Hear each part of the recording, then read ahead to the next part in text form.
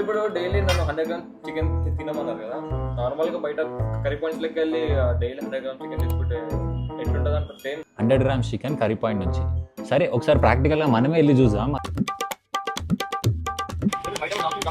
120 రూపీస్కి మాకు 250 rupees chicken అయితే దొరికింది కర్రీ పాయింట్లో.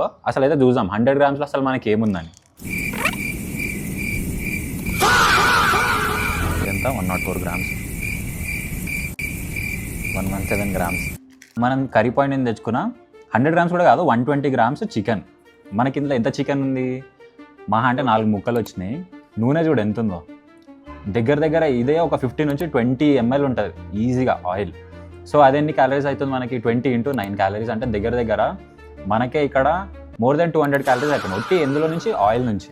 కానీ మనం ఏంటిది ప్రోటీన్ కోసం తీసుకుంటున్నాం చికెన్, కానీ అక్కడ ప్రోటీన్ ఎక్కడుంది.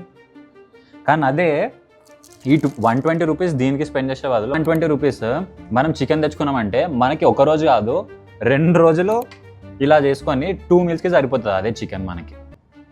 అండ్ మనకు బాడీ పెరగకపోవడానికి డిఫరెన్స్ ఏంటిది తెలుసా, ఇదే. ఇందులో చూడు ఇది 100 గ్రామ్స్ చికెనే, ఇది కూడా 100 గ్రామ్స్ చికెనే.